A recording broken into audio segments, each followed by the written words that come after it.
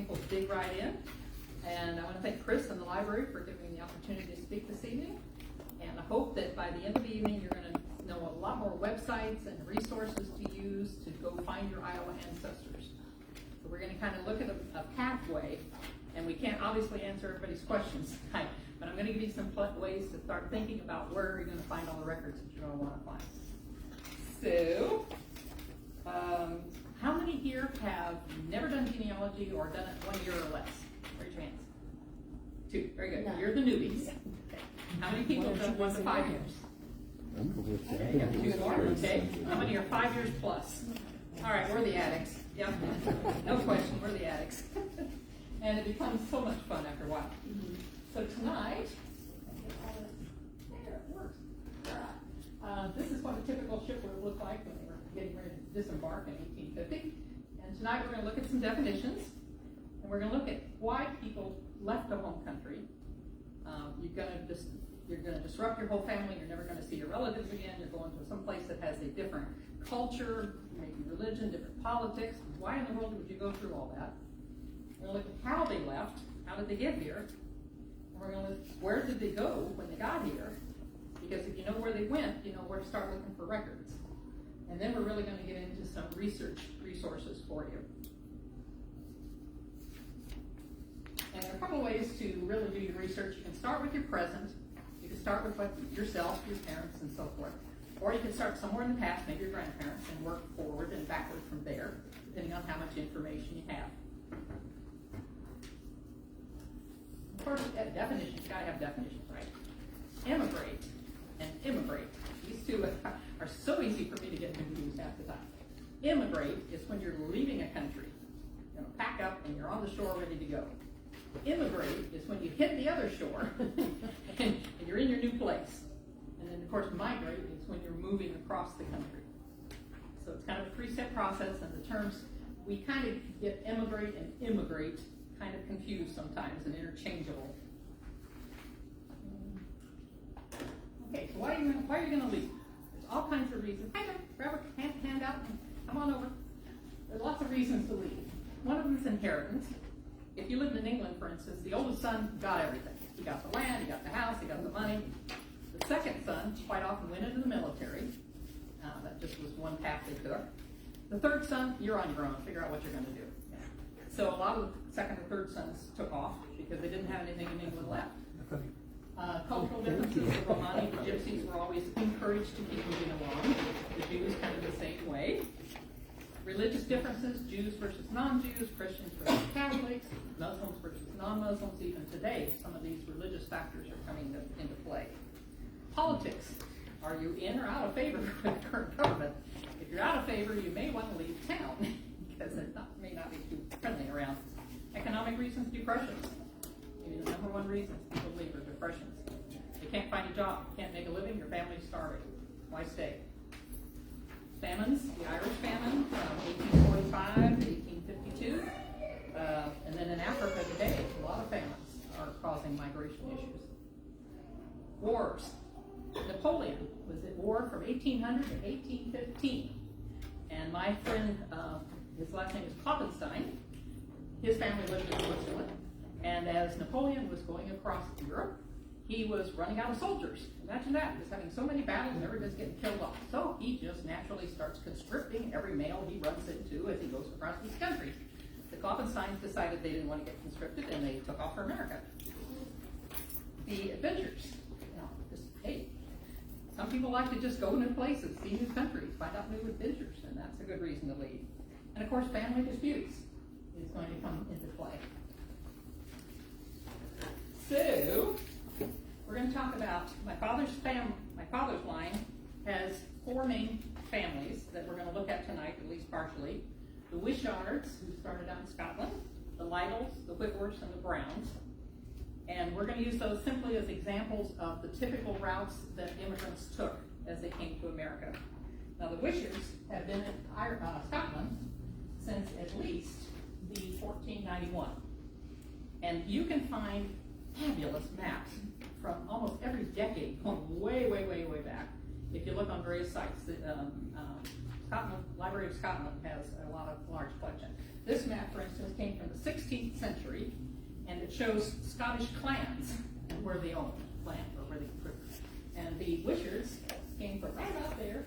On the map, it's just a little bit northeast of the town of Stirling. So you can find all kinds of interesting maps. And tonight we're going to use the example of William Henry Wishart, who left Scotland in 1772 because of religious persecution, and he arrived down in Ireland.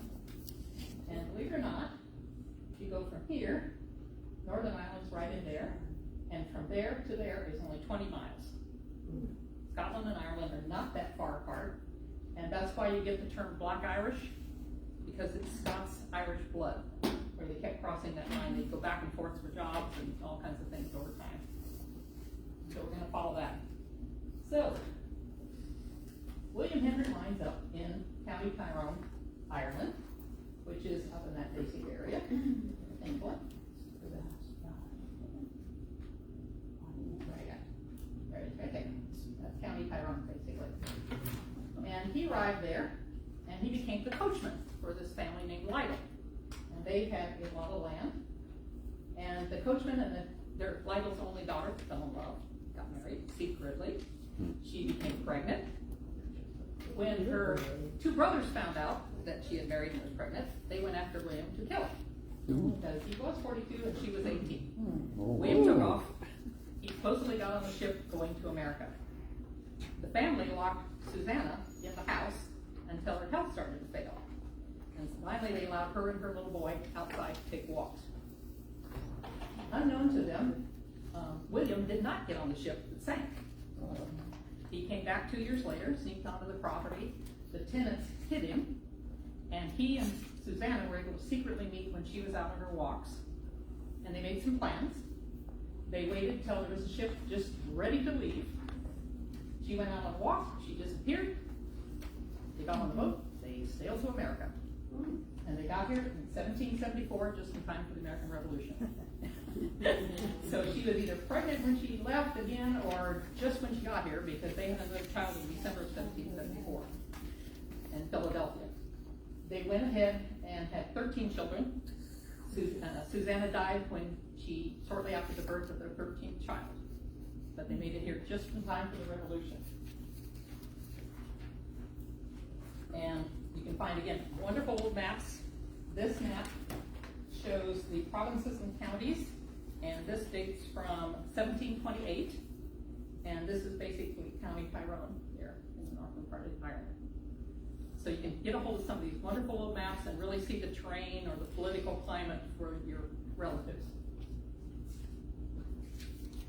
Okay, so the next one are the Whitworths. Whitworth started out in Littleport, England, which is where Cambridge is. There's Cambridge, Ely, and Littleport. It's an old Neolithic road that goes, as the Romans expanded, it goes from Cambridge all the way to the North Sea. And Littleport was that little area right there. This area of eastern England, it's called the Fens. It's very flat. I have been there. Wonderful, beautiful land. But it's so flat that the storms would come in from the North Sea and flood the area a lot.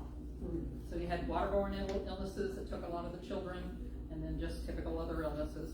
So the Whitworths were very lucky that 11 of their children survived. But in 1846, England abandoned almost all of their tariffs. And they were bringing in goods and livestock from Europe and elsewhere at cheaper prices that the English merchants and farmers could not possibly match. A farmer, a worker, farm labor, agricultural labor, needed 8 cents a week to live. He was making 7, and he was trying to support a family. So it was virtually impossible. The village of Littleport had a population of about 1,000 people in 1850, and by the early 1850s, 100 families had left. So you figure at least 500 people out of that 1,000 left. They could not find jobs. Okay. Browns are one that I have not researched much because of the name, okay? Brown, Smith, Jones. Can you think of any more common names? start doing genealogy research, you got it, okay? Yeah. When you've got a very common name, you're going to run into dead ends because you don't know which way to go. You don't know if they're your relatives or not. And that's what we'll talk about a little later. I know that the Browns, Daniel Brown Sr. was in Ireland somewhere, at least by 1687, came to America around 1700. And the one we're going to talk about today as an example is his second great-grandson, which is Thomas Jefferson Brown, who married Susanna Lytle Wishart, who's the granddaughter of the couple who fled from Ireland. Okay? So 3 of my 4 lines merged by 1828, and they got married. So we were early people around here. So how did they come? Well, every single human being on North and South America is a migrant. And we don't think about that sometimes. There were no human beings on North and South American continents for a long, long time. So unless your relatives came across the land bridge between Russia and America, they probably got here by ship. Okay? There just wasn't much other way to get here. So the red line is the one showing if you came from England, you probably arrived in New York, or you would have probably gone in Philadelphia. In the early 1800s, the major ports in the United States were New York and Philadelphia. Some went to Boston, some went to New Orleans, some went to Charleston, but New York and Philadelphia were the major ones. Now, some people also came into Canada, into Nova Scotia, or they went up the St. Lawrence River and then eventually crossed over into New York and Michigan and so forth. But a lot of them came into those 2 cities. And we're going to track the Whitworths and the Wisharts just to show you the typical routes that immigrants often use. And these will give you an idea of where your relatives may have come and where to start looking for records. So, okay, up to 1819, all of the immigration regulations were handled by the states. There was no federal regulation of immigration. So if your family got here before 1819, you're going to be looking at state records, not the federal. From 1770 to 1830, there was actually very little immigration into America. There wasn't anything major going on in Europe. Napoleon was done, and they hadn't gotten into the depressions in the mid-1800s yet. So most of the immigrants came from Britain, Ireland, and Germany. So if you know about when your family arrived, you might be coming from one of those 3 countries. Prior to the mid-1800s, there were no immigration inspection stations in New York City. The ships came in from up to about 1855. The ships came in, and this is the island of Manhattan, and they just basically docked, and people got off. And now they were required to have a passenger list at a certain point in time, but there wasn't any centralized one place that everybody docked and had to go through. Now, unfortunately, fire and human error, you have lost thousands of records, especially passenger lists. The Whitworths came in 1852 and 53. They came in 2 groups, and those records, those passenger lists for New York City are gone. They don't exist any longer. You can't find them. And I belong to some historical societies in England, and I've asked them, I said, hey, if I can't find them in America, could I find maybe the port they left from, like Liverpool? Most ships going to America left out of Liverpool. And they said, it's probably easier to find them in America. And I'm like, okay, that doesn't work. Oh, excuse me. Now, immigration laws changed a lot over time. And at one point, a female American citizen, white woman, she married an Asian, she lost her citizenship completely. So the immigration laws had a lot of effect on who immigrated and when. That's why a lot of the men came over first, got themselves established, and then brought their families over later. Now, starting in 1855, all the immigrant ships had to come into Bristol Garden, which is right down here at the tip of Manhattan. Little building there. And if you can find the passenger list, you're going to find a lot of good information, especially the later passenger list rather than really early ones. They may contain the ship name, obviously, the departure point, the arrival port, the name, sex, age, and occupation of the immigrants, and the nationality. But from 1891 to 1950s, you're also going to find the last place of residence in Europe or wherever. You're going to find the final U.S. destination, not just the port they come into, but where they're heading. And you're going to find the name and address of relatives in America who are waiting on the immigrants. So depending on when your relatives got here, it's going to be easier or harder to find details. And the typical passenger list from 1928 would look like this, and I know it's hard to read, but it's got all kinds of information. The list from maybe 1850 is going to have the ship name and maybe a last name and maybe a first initial, and both of which may be in this building. So you're going to have trouble with those. Okay. Now my relatives never saw the Statue of Liberty because it wasn't built until 1886. Okay. My relatives got here before 1853.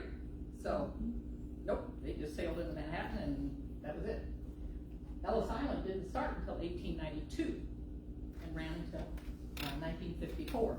And those records are on a number of free sites online. You can especially go to the National Park Service site, www.nps.gov.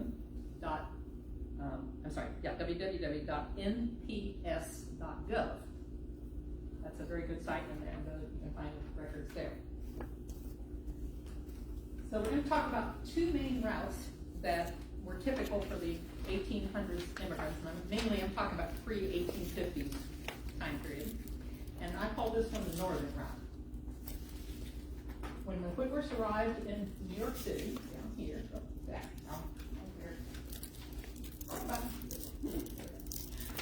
when they arrived here in New York City, the cheapest way to get anywhere was to get on a steamboat and go up the Hudson River to Albany. There were some trains available to certain areas, but they were much more expensive. So I think most of the immigrants coming into New York and heading west would have gone up this way. When they get into Albany, they take the 364-mile Erie Canal. And the second group of Whitworths actually passed Rochester, New York on July 4th, 1853, which is kind of cool. From at the end of the canal is Buffalo, and they would get on a steamboat to come across Lake Erie and go into Cleveland. Cleveland became known as the gateway to the West. Everybody that came off the canal and heading across the Midwest were going to go into Cleveland. And there are wonderful maps from that period. This map is 1877. It shows in red the railroads and rivers and canals. And there were a ton of canals. We don't think about how many canals we have in there. Big canals in the Netherlands and so forth, but we don't think about America. And I had a map somewhere. I couldn't find it, of course. When you got into Cleveland, there were roads, old primitive roads going through forests and such, from Cleveland, which is here, across northern Ohio into Indiana and over into Illinois. And the Whitworths came down to Medina County, which is 20 miles south of Cleveland. The first group got there in 1853 and they stayed until 1858. Then they moved on west to Illinois, where they were during the Civil War. And then after the Civil War, they got restless, and that's when they came on to Iowa. And so you can find, like I said, these beautiful 1877 maps of Indiana and Illinois. And so you can kind of see where your family went. So if you can find census records showing where they lived, and find some of these wonderful old maps, you can track them, which is really fascinating.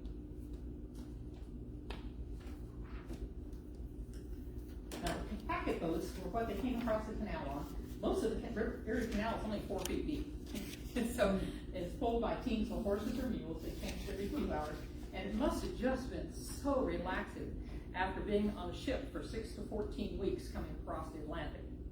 The steamboats came across faster, but they were also twice as expensive. So when they got on these packet boats, they got to just kind of drift along for 364 miles. So we got them into the northern route. Go into New York, through Devlin, you go across the canal, you come over to Lake Erie, you come down to Cleveland, and then you start wagon trail across Indiana, Fort Wayne, and then Illinois, and so forth. The southern, what I call the middle route, they came into Philadelphia. Then they took canals or overland to get on the Ohio River. From the Ohio River, they could go into northern Virginia, Kentucky, northern Kentucky, They could go into southern Ohio, Illinois, and Indiana and Illinois. So again, if you know where your family came into the port, you're gonna have a better chance of tracking their records, their path.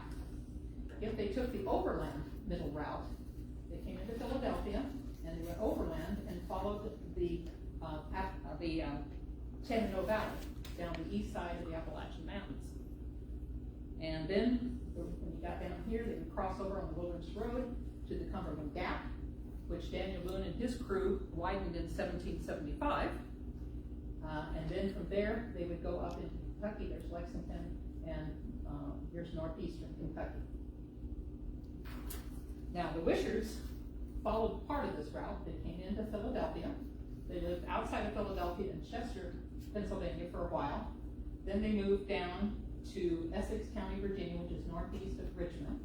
Then they moved over to Culp River, Virginia, which is on the western end of Virginia. They went through the Cumberland Gap, and then they went to Nicholas County up here, Kentucky, which is the last place in Kentucky that Daniel Boone lived. He lived there until 1795. Then he moved on to Missouri, and his final cabin is outside of in Nicholas County, Kentucky. It's still standing.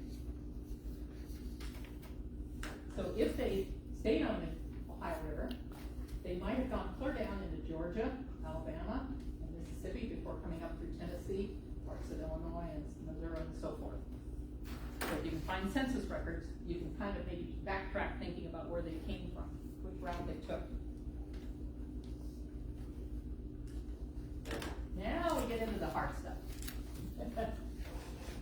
How do you find all these records? So if you know your route, you're going to know which states to kind of look in. But you have to be really aware that where they said they lived on the census records, you know, you have a county and so forth, from 1820 is not necessarily the name of where they live now. These states started out with maybe just a few counties, and then they divided those counties and they subdivided those counties. When William Penn took over Pennsylvania, he had 3 counties. They have 67 now. So if you, for instance, if the record said your relative lived in Penn County, that may not be where the records are now, because you're going to have to find the old county records and find out when each county got subdivided. So begin with a research question or more. I had 2 main ones. Our family oral history said the Whitworths came over in 2 groups. So was that true or not? That was my first question. The second question was, the oral history said that maybe 1 or 2 of the children, the 11 children, died as they came over on the ship. Was that true? So those were my basis of starting the Whitworth line. So you have to come up with your questions. And then you want to, the research questions are going to give you you're going to save you time and effort, and it's going to give you a focus. Because you're going to find, as you start in all these wonderful records, you're going to get sidetracked. Well, this looks interesting, and maybe this is a relative, and maybe this, and you're going to go down so many rabbit holes, you're going to drive yourself crazy. But you got to come back to your original research question and keep focus going. You can come back and make a note that, hey, I want to check this out later on, but stick to your original research questions. Now, you want to create a file folder on your computer for each person, every single person you research.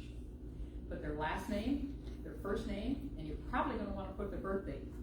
I have 4 Thomas Jefferson Browns. I have 3 Robert Whitworths. So the only way I can know them apart is in the file folder is I put the birth name. And every document you find, you make a copy and you put in each person that's mentioned in that document. If you've got a census record with the parents and 10 kids, you make 12 copies. And you put 1 in each folder. You want to be able to look in one folder and find out every single thing that you know about one person. The females are always listed by their maiden names. When you make file folders, they are not listed by their married names. It's always the maiden names. And save your records as PDFs or JPEGs. Those are kind of the professional standards for genealogy records. Now, every piece of data you have, you need to verify. Multiple sources to verify. Grandma and Grandpa have wonderful stories about how they got here and where they came and all this stuff. They may not remember too well. They may not have the right dates. They may not have the right cities and so forth. So go back and verify. And of course, we all have these family Bibles. And this is fact, right? They wrote this down. Well, if you look on this family Bible, these are the Ballards. Every single handwriting looks the same. They look like they use the very same ink pen each time. This may have been written down at some point in time, not when the actual event happened. So if you have a Bible that looks like this one from the Whitworths, where there's different inks used, maybe different handwritings, this looks more accurate. This looks like maybe they wrote it down when it actually happened. But again, you're gonna have to stop and verify because maybe they didn't remember which date it was exactly. And you would think that a birth or death certificate ought to be factual, right? Who wrote it? Who gave the information? You gotta look at the informant's name. If it's the grandson, did he really know when Grandpa was born? Did he remember the exact date he was born and the exact place? Maybe and maybe not. So think about who wrote it. That's why you always verify. Some of the more accurate records come from the parish records in England. Every local parish had to keep a set, especially the Church of England, had to keep records, birth, death, marriages, and bonds, they call them, the promises to get married. So they list the name of the dates, the name of the person, and it may have wonderful clues like daughter of so-and-so, son of so-and-so. So you can really go back and get some good tips here. So this is pretty factual. But you gotta remember, these are transcribed. Did they get the spelling right? But again, you're on the track, but you may not be quite there. So, starting places are the wonderful online sites like Ancestry, Family Search, MyHeritage, Genie.com, and the DNAs. Great place to start, but they all have pros and cons. Besides these sites, you are highly stressed to have your own computer software, family genealogy software on your computer. The online sites may or may not be around in the future. Think about the big hassle they've had with for 23andMe and all their DNA problems. Yeah, it's wonderful to have your trees up there, but is it going to be there in the future? I keep all of my initial findings on my own reunion software on my computer. Once I've verified all the information from multiple sources, then I upload it to my Ancestry tree. Now, Ancestry and MyHeritage are subscription sites. They do charge. But on Ancestry, I can create a tree that nobody can change. They can contact me and say, hey, I think this might be wrong, and so forth, and I'll look at their information. But they can't change my tree. Family Search is run by the Mormons, and they have the goal of connecting every person in the universe, in the planet, which is wonderful. That sounds like a great idea. The big drawback is anybody can go in and change your tree anytime they want to. And trust me, I have heard so many horror stories from women, especially because we do most of the research, saying, I have told this person over and over, and I've sent them proof that this is wrong, and they keep changing my tree. So that's the reason I don't use Family Search. It is free. I use it for looking up records, but I don't keep a tree there. I would pay for it. Yeah. Hi there. Grab a handout. Come on in. The DNA sites we're not going to get into today. DNA is too complex to even begin to touch tonight. And for getting started in genealogy, it's okay, but you don't need it right now. Here, come ahead. And you will. DNA can help you sometimes when you have an absolute hole in your genealogy records, and you might be able to go back and find some relatives. But each of these sites and other sites that test DNA, I've tested my DNA on Ancestry. I'm related to over 53,000 people on Ancestry alone. Okay. Now I didn't test on MyHeritage and so forth, and there may be another 50,000 I'm related to because they don't share their information. Okay. And the DNA is only good back about 10 generations anyway. When you think about his DNA getting down to me, it's about this big. So you may not be very accurate in going past 10 generations. Now the DNA can be fun.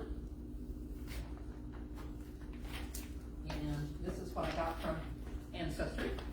I'm basically all English, Scots, Irish, and a little bit of Norwegian. And then they also track that same DNA cluster in the United States, which tracks with relatives coming from Oregon all the way to Philadelphia and so forth. They also give you page. They give you how much DNA you got from each parent and which country each parent contributed. So it's kind of fun. But if you do not have a computer or you don't have the software, that's fine. You can start out with a paper copy. This is called an ancestral chart. You can get these free and I'll print them off. And you can start with a family sheet where you would list parents and children and so forth. And these are great, especially when you want to go visit great grandma and she's sitting right in her talkative mood, and you can sit there and talk, write all her information down, and then go back and verify it, of course. Is it true or not? But these are great to have, and they're free. And there are, anytime you find information on the genealogy site, there are several books out there showing you how to officially cite it and the format to use so that other people could go back and verify what you found. You have records, you're both related. If you cite where you got your information, then other people can go back and follow your track. And of course, lots of the records are not online. And you're going to have to start going to the local sites. And there are only 3,244 counties or boroughs or parishes in the United States. So, okay, it's not that hard. Just, get your suitcase packed. So, it's highly recommended that you take your online details if you've gotten off those online sites, and you've got your initial information on your own genealogy software program, and you've got your research question. But it's great to start it by making a timeline. Maybe you have the birth date, maybe you've got a death date, you don't have a marriage date for somebody. So if you put a timeline together, you can start seeing the gaps in your information. So I only had 13 people on the Whitworth side to try to track. I had a bunch of people who went to the Civil War, and so I created spreadsheets for the Civil War guys, because the Civil War records tell you their height, their eye color, their hair color, and all that wonderful information. And then it tracks where they went in, enlisted, and where they served, and where they got discharged. And there was no way I was going to remember all that information, so I started with an Excel sheet. And then after the Civil War, of course, they start moving across the country, and they start having kids, and they wind up with 46 grandkids, and there's no way I can tell where, I can't remember when all these kids were born or where, and they weren't all born in the same state. So again, an Excel sheet. And beyond that, these are the grandchildren themselves, and so forth. So these kind of sheets, again, can show you where your gaps are. I might have a death date for a child, but I don't have a birth date, and so forth. So your best friends now become your county courthouses, your local historical and genealogical societies, and the rare book archives at your libraries and universities. And you need to set up a budget, folks. Those copies, when you go to these courthouses, are anywhere from free to $25 per page. Ooh. Yeah, and that adds up fast. I ran into this in Indiana recently at $1 a page, and I was over 55 pages real fast, and I hadn't even copied all the land deeds that I wanted to copy. So, set a budget. Now, a lot of the records, you have to go to the local sites to find, the land deeds especially. They are not online. The naturalization records, out of all the Whitworth men, I found one naturalization application and acceptance of citizenship. One out of all of them. And I found it in Ohio, in Medina County, in the public library, in the research division. So you've got to go on site. You cannot find the information. The marriage, birth, death records before 1850s, real hard to find, especially birth records. Causes of death, those weren't necessarily kept either. And major fires at the courthouses, the libraries, and other research centers have destroyed thousands of documents. The 1973 fire at the National Personnel Records Center in St. Louis, Missouri, destroyed all kinds of recent military records, especially Vietnam-era guys. One friend of mine in San Antonio wants to be buried at Fort Sam Houston. He has to prove he served. His records got burned in St. Louis. Luckily, he had his honorable discharge papers, so he will be able to get buried. The Irish records at the Public Record Office in Devlin were lost on June 30th, 1922. They had a 2-day bombardment of this building in the city during the Irish Civil War. Those records are basically toast. So if you want to find Irish records, you have to go to Ireland, go to the county, and maybe, especially the Catholic Church, would have a copy of their parish records still in the counties. Because normally they kept a local copy and then they sent another copy to the central office. Beyond that, you're out of luck. Birth records before the 1850s were not kept in most states, and a lot of states didn't even start until the 1860s. There's just no, they had kids, the kids died so fast, I don't think they really kept track of them.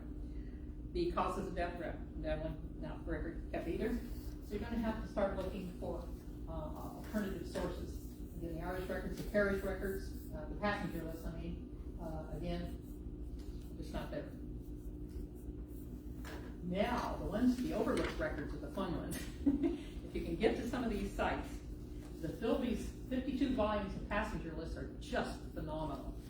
They have taken every single passenger list they can get their hands on, going way back, and they transcribe them, again, watch the handwriting, from all over Canada, the United States. They've got multiple ports.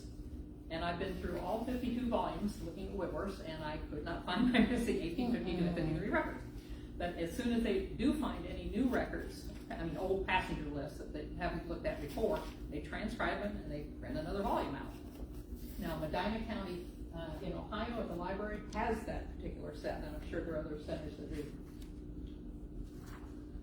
The Happy Trust has digitized old books, and it's just wonderful. It's delightful to go onto that site and look around. I found the Irish Immigrant's Guide to details on what it was like to be shipboard in the mid-1850s. How did you take a bath? When did you wash your clothes? What do you take how many clothes do you take? How much food do you take with you? All that's in that Immigrant's Guide. And there are many, many other books. I found books on labor statistics. I wanted to know what a housekeeper made in the 1850s. You can find those in the Happy Trust. The wills and probate records, of course, are phenomenal because they may have, I leave to my son, I leave to my daughter, I leave to my cousin, and pay attention to who the witnesses were in wills and marriages, because they quite often are relatives. They may be in-laws that you haven't noticed yet. Church records and school records are hard to find, especially pre-1850s. If you find them, that's great. This history and biographical books are wonderful. The biographical books are personal stories that individuals have written about their lives. But again, you have to kind of take them with a grain of salt. They may have exaggerated their travels. They may have misremembered the dates because they're writing this many years later. And one of the wonderful ones that I have used is the History of Madison County. It's 2 volumes, and in here, 3 of the Whitworths wrote their biographies. This is one of the ways I verified that they did come over in 2 groups, because one of the boys from England said they came in 1853, one said they came in 1852, and they were different dates. So they pretty much proof there. And there are other books like the History of Madison County from the 1870s. You can find out the history of Maxburg, where my family settled before the town became a town. And on and on. The military records are really nice too. A lot of military records that are pre-Civil War are free online, and you can get Civil War records online for free through the National Archives.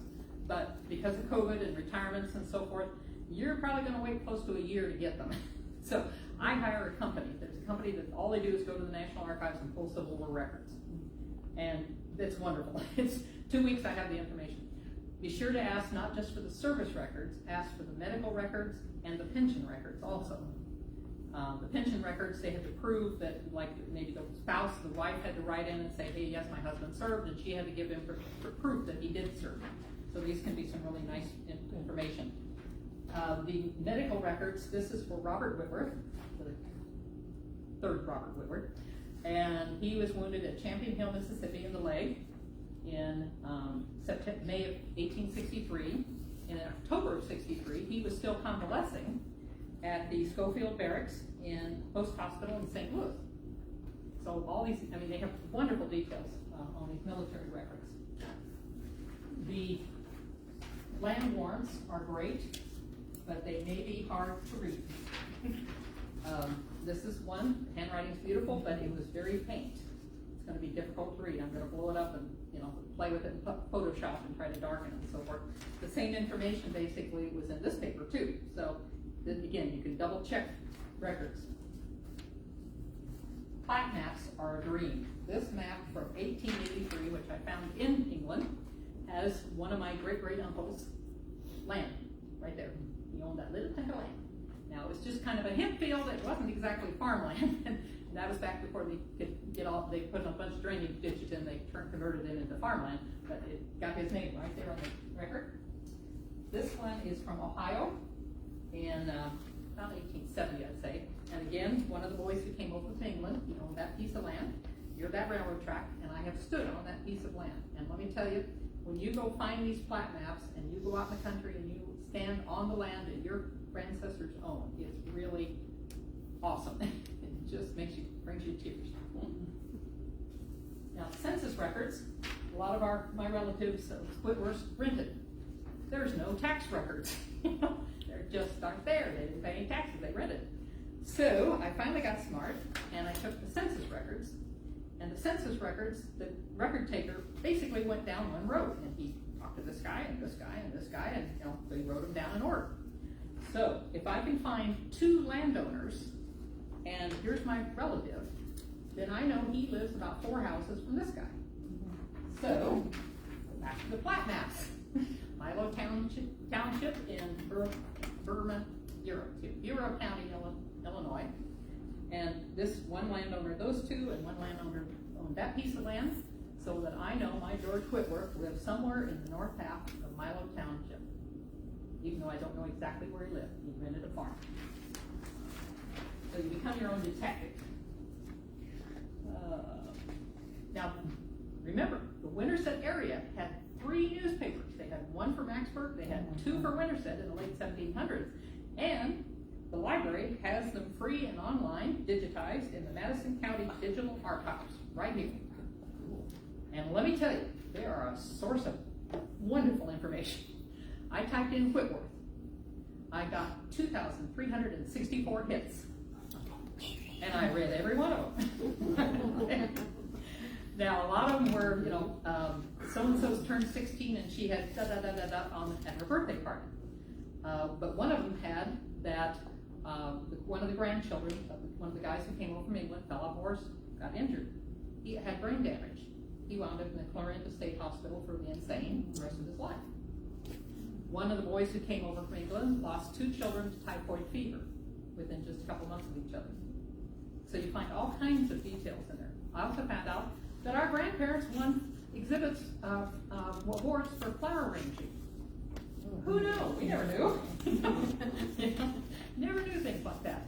So if you go through all those, because I went through all the Maxburg section especially, found out how much they made the old dirt roads get so rutted, and the counties had those wonderful graders, but they were pulled by horses. They would hire men to stand on those grader blades, and the horses pulled down the road. I found out how much they were paid to do that. You can find all kinds of details. The online records for birth, marriage, death give you all the, okay, fine, those are the dry facts, maybe. That's very dry. If you want to know how your family lived, you've got to go to these counties, you've got to dig into these newspapers and find out the details. That's what makes their story come alive.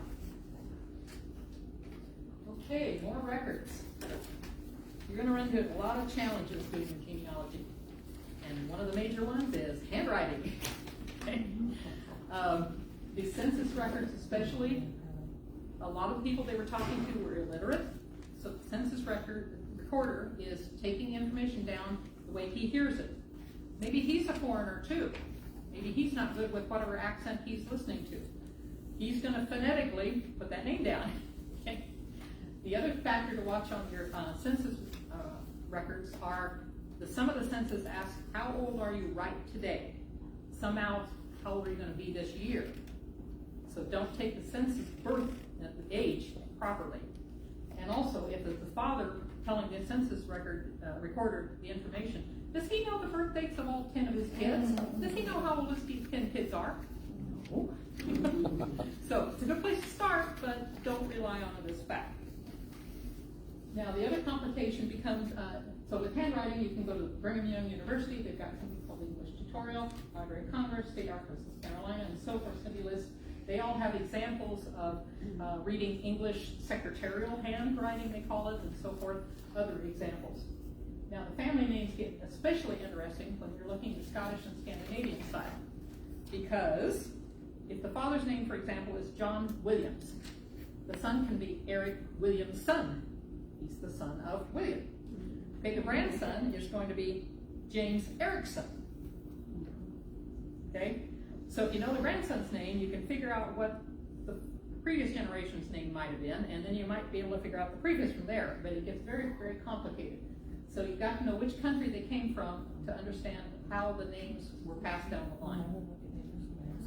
Also, you're going to need to have translations from German, French, and other documents, and there are translation programs online that you can get. You're going to need those. I love RootsTech. You can go to Salt Lake City each March in person and attend their sessions. You can also watch it on Zoom at home, which is what I do. They have dozens of sessions, everything from beginning genealogy up through advanced AI and DNA sessions. And they're recorded. You have like up to a year to listen to them. So it's just fabulous what you can learn. Find a Grave is wonderful, but again, take it with a grain of salt, because somebody enters the information to find a grave, which may or may not be right. I do want to applaud the thousands of volunteers that have gone all over the country. They've gone out to all these grave sites, old cemeteries, pulled the weeds apart and taken pictures of these gravestones. And a lot of times these are the only documents we have left of those gravestones. The stones in England, for example, were such poor quality. My relatives, I've been to the church they attended, the stones are all gone. They've disintegrated. So this may be your only chance to actually see what the gravestone looked like. Now the wonderful information is, of course, name, birth, death. They might have a little biography description, but they also tell parents, spouse, siblings, and children, which again may or not be right, may not be all the children. And sometimes they list stepchildren as children, and they may not have been. And this is where the rabbit hole starts really badly. You can click on every single one of those links and go see their site, and that's going to lead you to their kids, and that's going to lead you to their kids. And you can spend hours. I don't even start doing genealogy work if I don't have at least 2 hours to work on it, because you get these wonderful rabbit holes, so they're fun, but they also take you wherever.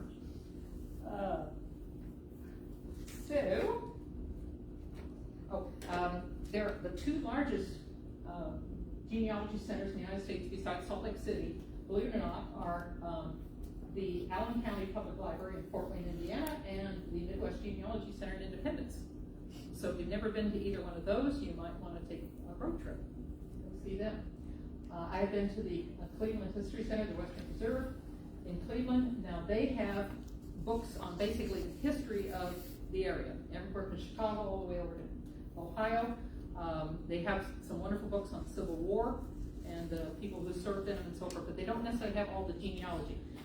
My Ohio genealogy I found down in Medina County at the courthouse, the historical center, and the Medina County Public Library. So again, when you go to these cities, you're going to go to more than one place to look for information. And then the passenger and census lists are often unreadable. It's the way they were photocopied. The microfilm ones are particularly bad. So you can print out blank forms for the census, non-population, and so forth at the Family Search and the National Archives both. And those are quite handy. This, for instance, is the census record, probably from 1841 in England. It's quite legible, very nice. Okay. Now the English did their census on the odd years, like we do 1840, they did 1841, 1851, and so forth. If you go into these sites and print out a blank form, this one is from 1820, for instance, you can see the headings so much more clearly. So if you can find the census sheet for your relatives, then you can compare the headings and for each year. Because what you run into is, this is a non-population census for Thomas Whitworth in Iowa. It's damaged badly. So by printing out the master sheet, and I want that information because it tells me how many acres of land he owned, how much livestock, what kind of livestock, what kind of crops he grew, how much butter he had, how much wool he had, and so forth.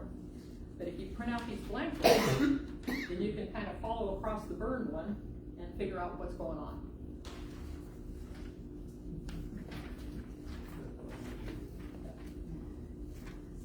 And the same thing with the custom lists or the passenger lists. Some of them are not real legible, and you may be able to go back and find some blank ones and use these to compare. But again, remember, all the census records and so forth are may or may not be right in spelling. The relative may be there, so you can't find them because it's spelling. So as you're doing your genealogy on your computer, you're starting to put all this information into the computer.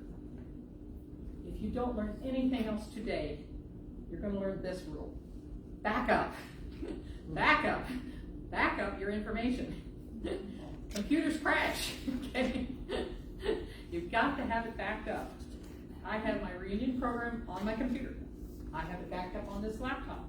I have it backed up on an external hard drive. I have it backed up on that external hard drives I have in my safe deposit box that I back up periodically. I don't trust these machines. I've heard too many horror stories. I founded a computer club in San Antonio that ran for 27 years. I have heard all the horror stories you can possibly hear. You cannot back it up enough. Trust me. Now, you can use the cloud storage, and a lot of people do, but remember that online, up in the cloud source may not be there in the future. Look at the 23andMe again. You uploaded your DNA. It's not accessible maybe now, okay? And I would still, even if you use a backup cloud in the cloud, I would source in the cloud, I would still have a backup external hard drive. Because maybe where you are, you don't have an internet connection. But you need to back that daily's work up with an external hard drive. And whatever you do, do not use thumb drives as your permanent storage. They are not designed for long-term storage. So, and there's just some of the potential, there's many, many family genealogy software, family tree maker, and magic, and so forth. You can find one that fits for you, and you can talk to your friends and find out what they use. So thank you very much. I want to thank Chris and the library. They do an awesome job at community outreach. I hope you have some more ideas on where you're going to start looking, how to look, and what you're looking for, and how to avoid some of the pitfalls with handwriting and so forth. We now have time for questions. These people left all these different countries, go wherever, because they were broke. If you're broke, how do you put your wife and 11 kids on a boat? Yep. That was the first thing that occurred to me. That's right, and that's one of the things that I have not completely verified. My great-great-grandfather, the husband that came over, had a stepmother. And believe it or not, while I was in England, I found a sale bill listing properties for sale. She had like 6 properties, and it said she had them for sale in October of 1850, I believe it was, due to failing health. So she sold all those 6 properties, and I also double-checked her genealogy. She married Robert's father when Robert was 18, and there were 6 kids originally. 3 of them had died, so there's just Robert and 2 daughters, or sisters left. So I am guessing, I had to guess here, I'm assuming that she probably, whatever funds he didn't have, he owned 3 very small tracts of land, which he would have sold. And his oldest son was working on a farm, and as far as I knew, wasn't dating and so forth, so he was saving his money. And I knew what the passengers' charges were for coming over. Under a certain age, they were half free, and then a certain age were half price and so forth. So I'm assuming that she would have helped you. Yeah, but 13 passages, and that's also why I think he sent the first 4 kids over in 1852, the oldest 4, 2 of whom had died in September that year in Ohio. I believe they probably were cholera. They had several cholera epidemics. And then the rest of the family came over the next year. And that's one of the questions. How do you get this money together? Yeah. And that's why I think they did sailing ships, and they went up the Erie Canal because it's cheaper. They would have come the cheapest way possible. They got to Cleveland. They had to get down to Medina County, 20 miles. How did they do that? Okay. I assumed they went by some kind of wagon. Well, how much did a wagon cost? You know, I had to research all these costs. What did it cost to go across the Erie Canal? So much cents a mile, I finally found. When they got to Cleveland, how much did the wagon cost? A new wagon, I couldn't find it anywhere. I called the Cowboy Museum in Oklahoma City. One guy said, oh, I know that. The curator said, oh, yeah, I know that. And he said, new wagon cost $150 to $250. And the horse was $50 a piece. I went, I don't think my relatives could afford that. I said, how much did it cost to rent?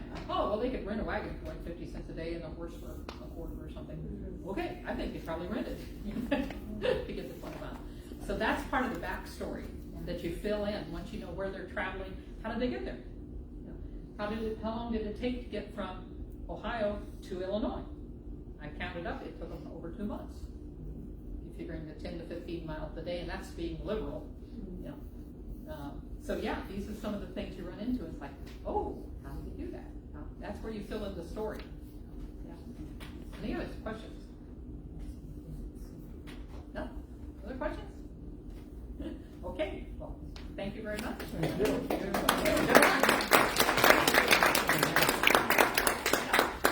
Well, I just want to tell everybody, Madison County, we have a genealogy group that does meet here the second Tuesday of every month. So I want to encourage anybody that's interested to come. Last month, we had a wonderful program by one of our members that was able to find out she had a relative that had attachments to the mob, and it was quite interesting how she finally figured that out. Yes. What she went through. Yes. So our next meeting is June 3rd. So I encourage you to come. I think our program is going to be... A couple in Des Moines with a few other people are recovering cremains at funeral homes that were not claimed. And they buried them with respect, so we're going to hear about that. Great. Yeah. And they were, before me joining, they were responsible for the papers getting digitized into the site? No? They do a lot of work on the Madison County genealogy group. And we go out and do a lot of walks in the cemetery to get all the new pictures that we put out there all the time. So I encourage you to come and take a visit with us. It's amazing the thousands of volunteer hours that local groups have put in to preserve the county of wherever, whatever county, city history. I really applaud all of the volunteers. Absolutely. Yeah. Thank you very much. And I have to say, I have my 4 books here, if you ever anybody would be interested. And they are my growing up in Winterset, my mother's history from Northwest Missouri, and on and on. So if you have any questions, come on out and ask. Thank you very much for attending.